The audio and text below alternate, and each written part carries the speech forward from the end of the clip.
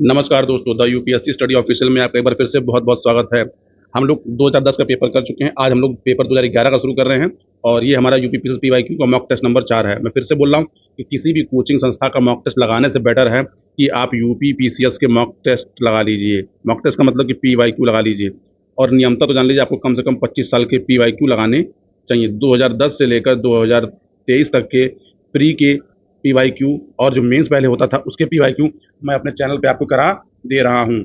इसपे देखिए, मेरे इस व्यूज़ मतलब इस मेरे वीडियो पे व्यूज़ बहुत कम आते हैं। कम आने के पीछे कारण क्या है कि लोगों को चीज़ें पसंद आती नहीं हैं, क्योंकि लोगों को चीज़ें चाहिए शॉर्टकट। तो मैंने अभी एक वीडियो बनाया, उसको अपलोड कर दिया है कि पीवाईक्यू कैसे रिपीट होता है, मैंने आपको दिखाया है, उसको देख ज़रूर लीजिएगा, शायद आपकी आँखें कुछ खुल जाएँ। मैं फिर से बोल रहा हूँ कि 27 अक्टूबर के पेपर में देखिए टोटल 150 क्वेश्चन आएँगे, 150 में से 40 करंट अफेयर के आएँगे, 110 जो है वो जीएस के आएँगे, प्योर जीएस के से। और इस 110 में से कम 60 क्वेश्चन पीवाईक्यू से आएँगे। आपको अभी यकीन नहीं आ रहा है, जिस दिन 27 अक्टूबर का पेपर होगा, 28 अक्टूबर को पेपर बना के मैं आपको ये प्रूफ के साथ दिखा दूँगा। तो जिसको यकीन हो वो करे। जो लोग चैनल पे पहली बार आए हैं, वो चैनल को सब्सक्राइब कर लें ताकि नया वीडियो हमको आते ही तुरंत मिल जाए। बाकी ये सीरीज़ बहुत काम की है, इसलिए इसको एक बार अच्छे से मेरे साथ कर लीजिए, आपको लाभ ज़रूर होगा। मैं इस बात का आपको लगभग गारंटी दे रहा हूँ। चलिए शुरू करते हैं, टाइम खराब नहीं करते। देखिए, क्वेश्चन हिंदी और इंग्लिश दोनों में लिखे हुए हैं। मैं केवल हिंदी में पढ़ूँगा, जिसको मीडियम इंग्लिश हो, कहाँ-कहाँ मैं जहाँ पे हिंदी में डाउट होगा मैं वहाँ पे इंग्लिश वाला भी वर्ज़न पढ़ूँगा। तो चलिए, हमारा पहला क्वेश्चन है आज का, महाभाष्य के लेखक पतंजलि समकालीन थे। ये क्वेश्चन जो है यूपी पीसीएस में कई बार रिपीट किया जा चुका है। ये 2019 में भी पूछा गया था। देखिए, महाभाष्य के लेखक पतंजलि समकालीन थे, तो चंद्रगुप्त मौर्य के, अशोक के, पुष्यमित्र शुंग के, चंद्रप्रथम के। तो उसका सही आंसर होगा पुष्यमित्र शुंगा के। अच्छा, अब आप जानते हैं कि महाभाष्य के लेखक कौन है? पतंजलि। तो देखिए, आपको यहाँ पे एक फैक्ट ही मिलेगा कि महाभाष्य के लेखक कौन है? तो पतंजलि है। पतंजलि किसके समकालीन थे? तो पुष्यमित्र शुंग के समकालीन थे। अब देखिए, उसके बाद जो प्रसिद्ध संस्कृत व्याकरण के रचनाकार पतंजलि पुष्यमित्र शुंग द्वारा किए गए अश्वमेध यज्ञों के पुरोहित भी थे। ये भी ध्यान रखिएगा, ये पूछा गया है पेपर में भी फैक्ट। तो देखिए, एक फैक्ट से आपको कई फैक्ट मिल जाते हैं। अगला क्वेश्चन देखिए, गौतम बुद्ध का महापरिनिर्वाण जिस राज्य में हुआ था वह है? अंग महाजनपद, मगध महाजनपद, मल्ल महाजनपद, वत्स महाजनपद। देखिए, यहाँ पे महाजनपद लिखा नहीं, मैं पढ़ रहा हूँ क्योंकि हैबिट में है। तो देखिए, आप जानते हैं कि महात्मा बुद्ध का जो मृत्यु है वो कुशीनगर में हुई थी। उसको पहले कुशीनारा बोला जाता था उस समय। कुशीनारा क्या थी? मल्लों की राजधानी थी। मल्ल राज्य में उनकी मृत्यु हुई थी। गौतम बुद्ध का महापरिनिर्वाण मल्लगढ़ राज्य में हुआ था। मल्लगढ़ राज्य जिसकी राजधानी कुशीनगर, पहले था कुशीनारा में हुई थी। बुद्ध का महापरिनिर्वाण 483 ईसा पूर्व में 80 वर्ष की अवस्था में हुआ था। और कैसे होता आप जानते हैं कि सूकर माधव का मांस खाने से उनकी मृत्यु हो गई थी। बुद्ध ने सर्वाधिक उपदेश दिए हैं, कहाँ पे दिए थे? तो वैशाली, श्रावस्ती, कौशाम्बी, राजगिरी। इसका आंसर लगभग सब जान रहे हैं कि बुद्ध ने अपने सर्वाधिक उपदेश कहाँ पे दिए थे? तो श्रावस्ती में दिए थे। बुद्ध ने अपने सर्वाधिक उपदेश श्रावस्ती में दिए थे। बुद्ध के सर्वाधिक अनुयायी श्रावस्ती में ही थे, जो तत्कालीन समय में कौशल राज्य की राजधानी थी। श्रावस्ती में बुद्ध ने 21 वर्ष का काल व्यतीत किया। देखिए, एक प्रश्न पूछा क्या कि महात्मा बुद्ध ने सबसे अधिक वर्षा काल कहाँ पे व्यतीत किया था? तो उसका उत्तर भी श्रावस्ती है। ठीक, ये ध्यान रखिएगा। अब आते हैं अपने अगले प्रश्न के ऊपर। राजकुमार जो अपने पिता की मृत्यु के लिए उत्तरदायी था? अजातशत्रु, चंडप्रद्योत, प्रसेनजित, उदयन। अजातशत्रु ने अपने पिता की हत्या करके गद्दी प्राप्त की थी, इसलिए इस वंश को प्रतहंता वंश भी बोला जाता है। देखिए, अजातशत्रु ने अपने पिता की मृत्यु के लिए उत्तरदायी था। अजातशत्रु ने 492 से 400 अपने पिता बिंबिसार की हत्या करके मगध का शासक बना था। अजातशत्रु एक उपनाम कुणिक भी हमें मिलता है। देखिएगा कि अब पूछा जाए कि कुणिक किसका उपनाम था, तो अजातशत्रु का था। अजातशत्रु के शासनकाल में राजगिरी की सप्तपर्णी गुफा में प्रथम बौद्ध संगति का आयोजन किया गया था। ये फैक्ट भी आप याद रखिएगा। आते हैं अपने अगले प्रश्न के ऊपर। पहला गुप्त शासक जिसने सिक्के जारी किए थे? श्रीगुप्त, चंद्रगुप्त प्रथम, समुद्रगुप्त, चंद्रगुप्त द्वितीय। तो इसका सही उत्तर क्या होगा?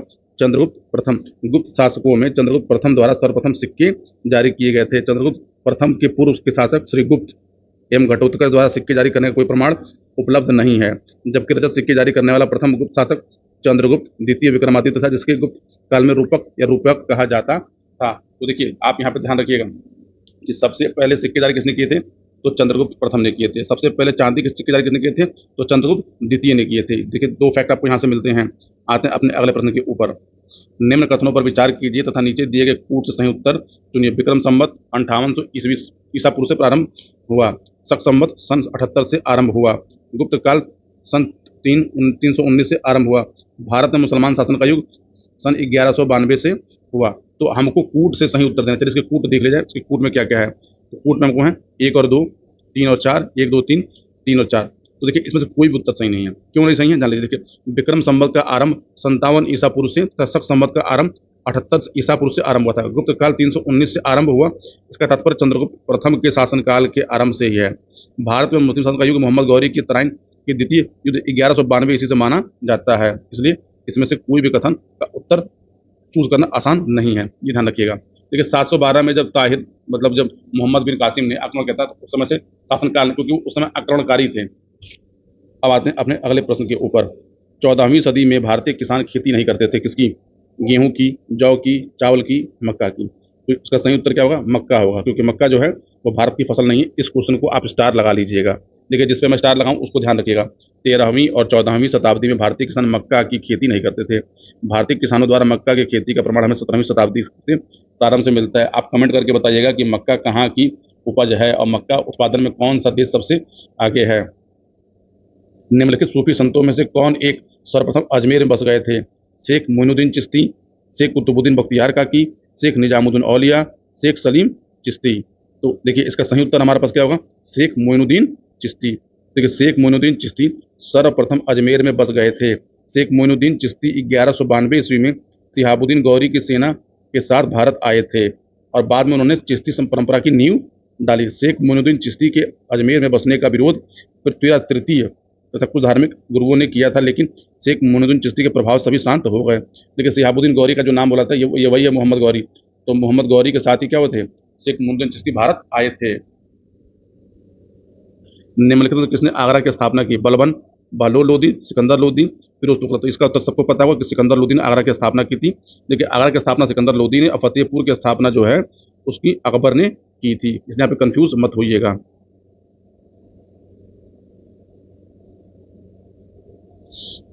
निम्नलिखित युगों में से कौन सुमेलित नहीं है? देखिए ऐसे प्रश्न जब कभी भी पेपर में आए तो ये चीज ध्यान रखिएगा, सुमेलित है या नहीं, क्या पूछा है।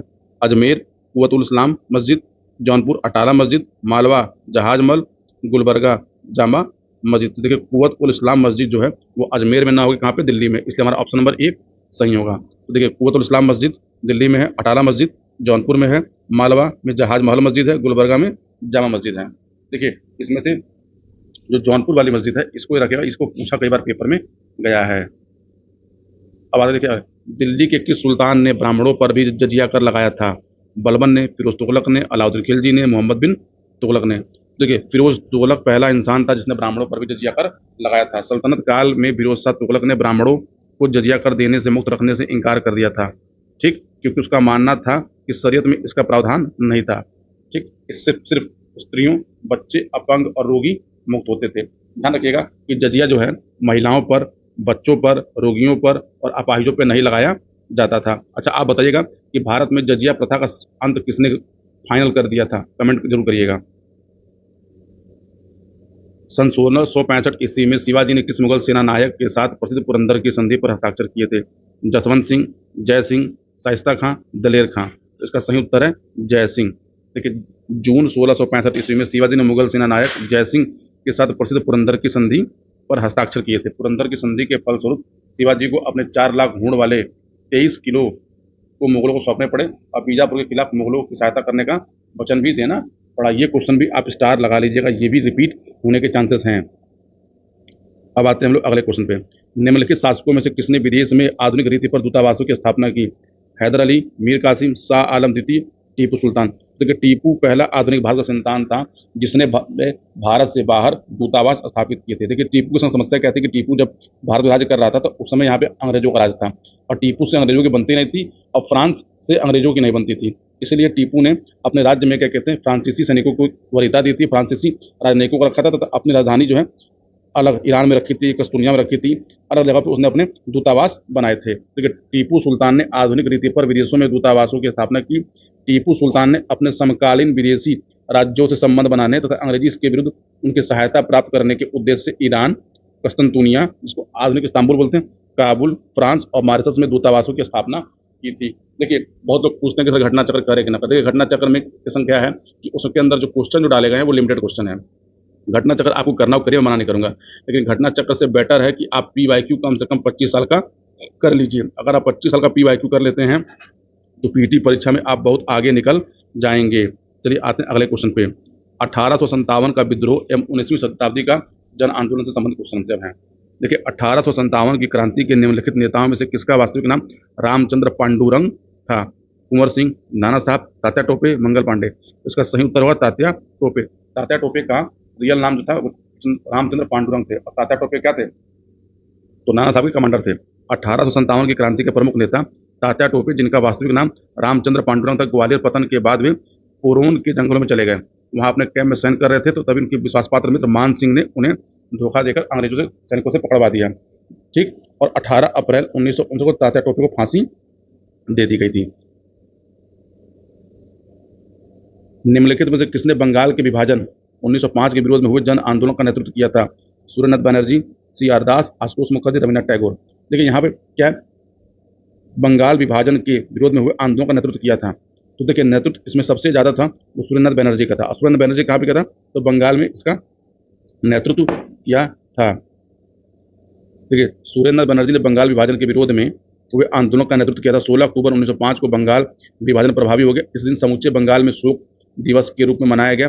लोगों ने उपवास रखा, वंदे मातरम गीत गाया, एक दूसरे को राखी बांधी। देखिए जो तीन इफेक्ट हैं ध्यान रखिएगा कि शोक दिवस मनाया गया, उपवास रखा गया, वंदे मातरम गीत गाया गया और एक दूसरे राखी बंधी। ये आपसे चारों कूट बना के पूछा जा सकता है। आते हैं अगले प्रश्न के ऊपर।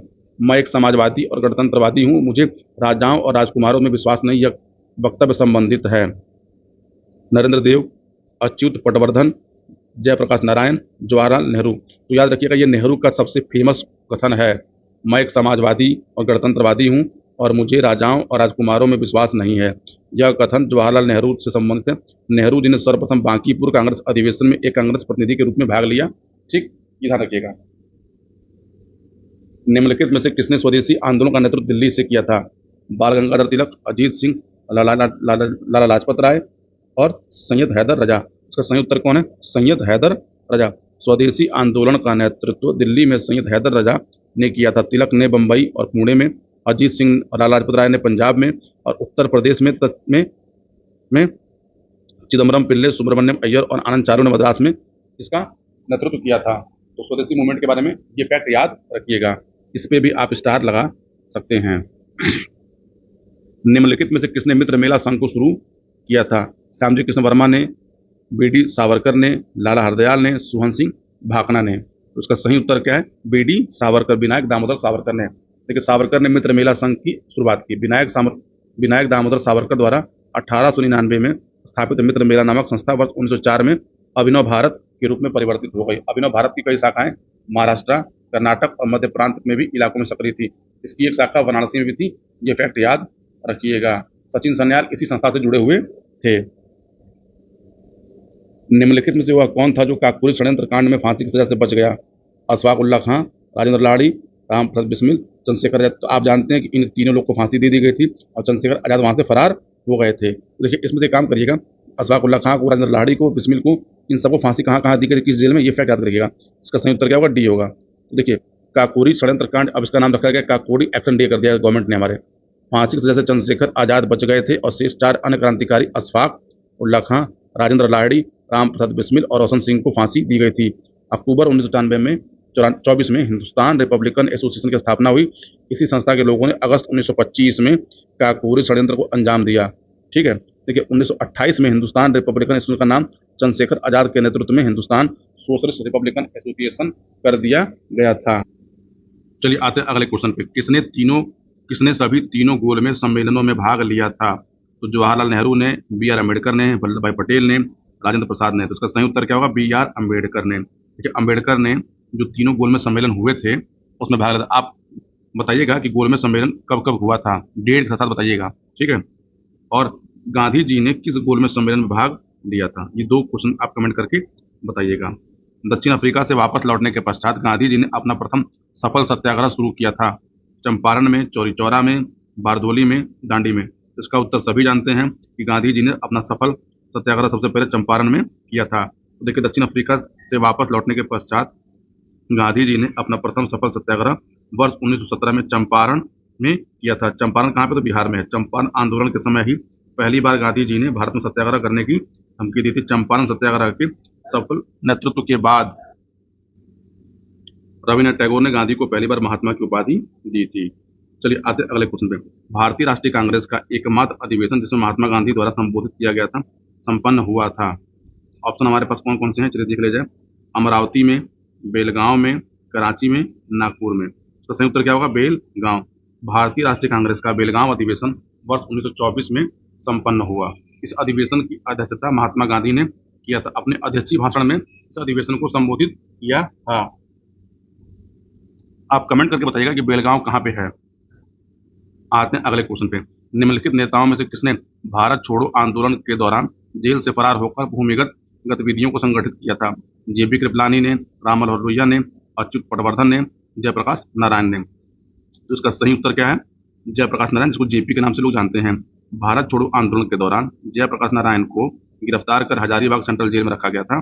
कालांतर में जेल की दीवार को फांद कर जयप्रकाश नारायण फरार हो गए और आंदोलन के दौरान भूमिगत होकर आजाद दस्ता का गठन किया था। आजाद दस्ता समझिए, इसमें बच्चे भी शामिल थे। आते अगले प्रश्न के ऊपर। निम्नलिखित को काल क्रमानुसार व्यवस्थित कीजिए एवं नीचे दिए गए कूट से सही उत्तर को चुनिए। पहली बात पे काम करिए कि इस प्रश्न पे स्टार आप लगा लीजिए। अगस्त प्रस्ताव, मंत्रिमंडल मिशन की योजना, इसको बोलते हैं कैबिनेट योजना, क्रिप्स मिशन की योजना, बेबल की योजना। तो देखिए, ऐसे प्रश्न आप तभी कर पाएंगे जब आपको फैक्ट याद होंगे। बिना फैक्ट याद हुए ऐसे प्रश्नों को करना आसान नहीं है। तो इसलिए आप जब ऐसे प्रश्न आपको सामने आया करें, इसको एक पन्ने पर नोट जरूर कर लीजिए। देखिए, अगस्त प्रस्ताव 1940 में आया था। कैबिनेट मिशन जो है वो कब आया था, उसको देख। क्रिप्स मिशन जो है 1942 में आया था। बेबल योजना कब की है, तो बेबल योजना 1945 की है। अगर आपको 3 फैक्ट याद होगा, आप अपना आंसर निकाल सकते हैं। उसका आंसर क्या होगा, 1 3 4 2। देखिए, अगस्त प्रस्ताव 1940, क्रिप्स मिशन की योजना 1942, बेबल योजना 1945, मंत्रिमंडल मिशन, इसको बोलते हैं कैबिनेट मिशन 1946। निम्नलिखित में से किसने 1920 के नागपुर के भारतीय राष्ट्रीय कांग्रेस के अधिवेशन में असहयोग के प्रस्ताव को प्रस्तावित किया था?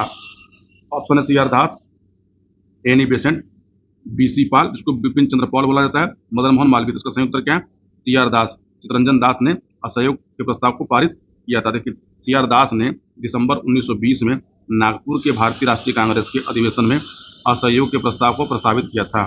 सितंबर 1920 में कलकत्ता में संपन्न भारतीय राष्ट्रीय कांग्रेस के अधिवेशन में सी आर दास ने असहयोग प्रस्ताव पर का विरोध भी किया था, ध्यान रखिएगा। देखिए, इस प्रश्न में आपको एक डाउट हो रहा होगा कि एक बार उन्होंने प्रस्ताव का क्या किया था, प्रस्तावित किया, एक बार विरोध किया। देखिए, कांग्रेस के अधिवेशन जो है साल में एक बार होते थे, लेकिन किसी किसी साल 2 हुए थे। उसमें एक को बोलते थे विशेष अधिवेशन। तो विशेष अधिवेशन में उन्होंने क्या किया था, असहयोग का विरोध किया था। लेकिन बाद में जो हर साल होने वाला अधिवेशन था, उसमें इसको प्रस्तावित भी किया था। इसलिए यहाँ पे कंफ्यूजन मत रखिएगा। आते हैं अगले क्वेश्चन पे। इस क्वेश्चन पे स्टार लगा लीजिए, यहाँ से क्वेश्चन रिपीट होने के चांसेस हैं। देखिए, निम्नलिखित में से कौन सा युग्म सुमेलित नहीं है? यहाँ पे हमको लेखक दिए गए हैं और उसके सामने किताब के लिखने वाले नाम। तो Durgadas, the life of Mahatma Gandhi. Louis Fischer, India from Curzon to Nehru after. ठीक। Frank Moraes, Jawaharlal Nehru biography. Maulana Abul Kalam Azad, India divided. तो इसमें से हमको क्या युग्म सुमेलित है, इसमें सुमेलित बस केवल ऑप्शन सी है, बाकी कोई सुमेलित नहीं है, ध्यान रखिएगा। देखिए, फ्रैंक मॉरिस ने जवाहरलाल नेहरू बायोग्राफी ही सुमेलित है, जबकि मौलाना अबुल कलाम आजाद की रचना इंडिया विंस फ्रीडम है। इंडिया डिवाइडेड राजेंद्र प्रसाद द्वारा लिखित पुस्तक है। India from Curzon to Nehru and after, ये दुर्गादास की कृति है। ठीक है, अब आते हैं अपने अगले प्रश्न पे। हम लोग भूगोल पहुंच गए हैं 2011 में। तो देखिए, हमको सूची 1 और सूची 2 को सुमेलित करना है। मैंने आपको हमेशा बताया कि ऐसे प्रश्नों को आप हमेशा अटेम्प्ट किया करिए। अगर आपको 2 फैक्ट पता है और ये क्वेश्चन कई बार पेपर में पूछा गया है, तो उसको स्टार लगा लीजिएगा। देखिए, झील है और नगर है। ईरी झील कहाँ है? मान लीजिए आपको याद है कि मिशिगन और सुपीरियर, ये 2 सबसे फेमस झील है और ये लगभग सबको याद है। तो मिशिगन कहाँ पर है, चलिए इसको देखा जाए। तो सबको पता है कि मिशिगन कहाँ पे आएगी। देखिए, मिशिगन हमारा कहाँ पे है, तो ये गैरी में है। ठीक। सुपीरियर हमारा जो है वो कहाँ पर है, तो सुपीरियर हमारा हैमिल्टन में है। ठीक। और ओंटारियो हमारा, अच्छा नहीं, ओंटारियो हमारा जो है ये हमारा डेट्रॉइट में होगा। ओंटारियो हमारा यहाँ पे होगा। तो अब बचाइए, यानी ऑप्शन नंबर हमारा डी सही हो जाएगा। चलिए इसको एक बार देख रहे। देखिए, ईरी झील हमारी डेट्रॉइट में है, मिशिगन गैरी में है, ओंटारियो हैमिल्टन में है और सुपीरियर डुलूथ में है। इस पर स्टार जरूर लगा लीजिएगा। ये क्वेश्चन हमेशा पूछा जाता है किसी न किसी फॉर्म में। आते हैं अगले प्रश्न के ऊपर। निम्नलिखित में से कौन सा महाराष्ट्र में नहीं स्थित है? महाराष्ट्र में नहीं स्थित है। बालाघाट श्रेणी, हरिश्चंद्र श्रेणी, मांडव पहाड़ियाँ, सतमाल पहाड़ियाँ। तो देखिए मांडव पहाड़ियाँ महाराष्ट्र में नहीं है। मांडव पहाड़ियाँ कहाँ पे हैं? तो मांडव पहाड़ियाँ गुजरात और गोवा के बॉर्डर पे है। तो मांडव की पहाड़ियाँ गुजरात राज्य में अवस्थित हैं, जबकि महाराष्ट्र में बालाघाट श्रेणी, हरिश्चंद्र श्रेणी और सतमाला की पहाड़ियाँ अवस्थित हैं। चलिए आते हैं अपने अगले क्वेश्चन पे। निम्नलिखित में से कौन सा गुजरात का बंदरगाह कस्बा नहीं है? जामनगर, ओखा, पोरबंदर, वेरावल। तो जामनगर में क्या है? बंदरगाह नहीं है, बाकी तीनों बंदरगाह हैं। देखिए दिए गए विकल्प में जामनगर गुजरात प्रांत के बंदरगाह से कोई संबंध नहीं रखता, क्योंकि तट से काफी दूर है। बाकी तीनों क्या है? बंदरगाह नगर है। जामनगर में क्या है? तो जामनगर में रिफाइनरी है, जहाँ पे तेलों को साफ किया जाता है। आते हैं अगले क्वेश्चन के ऊपर। निम्नलिखित में से कौन फसलें जायद में मुख्यतः सिंचित क्षेत्र में उगाई जाती हैं? अरहर, चना, मूंग, उड़द, चावल, मिलेट, मक्का या मूंगफली। तो देखिए जायद की फसलों का मतलब क्या होता है?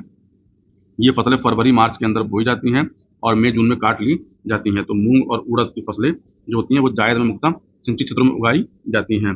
देखिए मौसम के आधार पर फसलों का वर्गीकरण 3 प्रकार से होता है, आप जानते हैं, रबी, खरीफ और जायद। रबी की फसलें की बुआई अक्टूबर नवंबर में की जाती है। इसके अंतर्गत गेहूँ, जौ, चना, मटर, आलू, सरसों आदि फसलें उगाई जाती हैं। समझिए जिसको पानी की कम आवश्यकता होती है वो अक्सर रबी की फसल होगी। खरीफ की फसलों को पानी की आवश्यकता होती है, इसलिए इनको जून जुलाई में इनकी बुआई की जाती है। इसके अंतर्गत मक्का, ज्वार, बाजरा, मूंगफली जैसे फसलें आती है, लेकिन मूंगफली को पानी कम चाहिए होता है, यहाँ पर डाउट मत रखिएगा। ठीक, जायद की फसलें जो होती हैं वो मार्च अप्रैल में की जाती हैं। इसके अंतर्गत मूंग, उड़द, खीरा, ककड़ी, तरबूज फसलें आती हैं। ठीक है। देखिए जो सब्जी की, जो गर्मी की जो सब्जियां होती हैं वो लगभग सब के सब जायद के अंदर में आती हैं। भारत में चीनी का सबसे बड़ा उत्पादक है। इसका उत्तर वर्तमान समय में, याद रखिएगा, उत्तर प्रदेश है। चलिए आते हैं आज के लास्ट क्वेश्चन पे।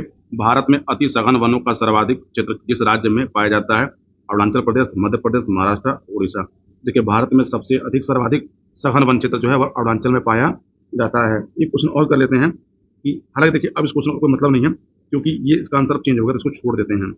ये क्वेश्चन और देखते हैं। भारत के निम्नलिखित राज्यों में से उनके वनों के क्षेत्रफल के अवरोही क्रम में व्यवस्थित कीजिए। देखिए ऐसे क्वेश्चन को छोड़ इसलिए दिया जाए क्योंकि ये अपने समय में लगाया गया। अब ISFR 2021 की जो रिपोर्ट है उसके अनुसार इसका उत्तर दिया जाना चाहिए। ठीक है, इन्होंने जो उत्तर दिया है वो 2019 के अनुसार दिया है, तो छोड़ देते हैं।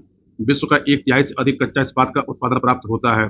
इसका आंसर अभी भी जान लीजिएगा कि चाइना ही है, क्योंकि चाइना में कच्चा इस्पात अत्यधिक मात्रा में होता है। अगला प्रश्न देख लेते हैं कि ये लौह इस्पात केंद्र और देश है। इस क्वेश्चन को आप स्टार लगा लीजिएगा, हैमिल्टन।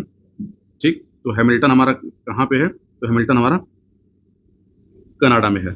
बर्मिंघम, तो बर्मिंघम हमारा कहाँ पे है? तुम जानते हैं यूनाइटेड किंगडम में है। एसेन, एसेन हमारा पे कहाँ पे? तो जर्मनी में है।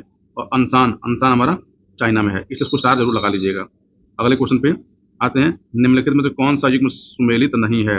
कोयली गुजरात, नागापट्टिनम आंध्र प्रदेश, नुमालीगढ़ असम, मनाली तमिलनाडु। तो देखिए नागापट्टिनम जो है ये हमारा आंध्र प्रदेश में नहीं है, इसका उत्तर हमारा बी सही हो जाएगा। नागापट्टिनम कहाँ पे? तो तमिलनाडु में है। देखिए कोयली जो है, कोयली परियोजना आपने नाम सुना होगा, तो गुजरात में है। नागापट्टिनम तमिलनाडु में, नुमालीगढ़ असम में और मनाली तमिलनाडु। देखिए एक मनाली जो है वो हिमाचल में है, तो कंफ्यूज मत होइएगा, क्योंकि अक्सर लोग इसको डी लगा के चले आते हैं। तो अब इसको यहीं पे रोकते हैं। और देखिए अभी मैंने इसमें केवल 37 क्वेश्चन कराए हैं। जैसे जैसे इस पे व्यूज बढ़ने लगेंगे तो मैं एक दिन में 2 वीडियो भी बना के देने लगूंगा। लेकिन देखिए इन वीडियोस पे मुझे मेहनत लगती है और व्यूज नहीं आते। अगर आपको ये चीज़ अच्छी लग रही है तो कमेंट जरूर करिएगा, और इसको कंटिन्यू रखा जाए ना रखा जाए आप ये भी कमेंट करिएगा। हो सके तो आप इस वीडियो को शेयर जरूर कर दीजिएगा। आपसे मेरे यानी चंचल के साथ मिलते हैं अगले वीडियो में। तब तक के लिए बहुत बहुत धन्यवाद।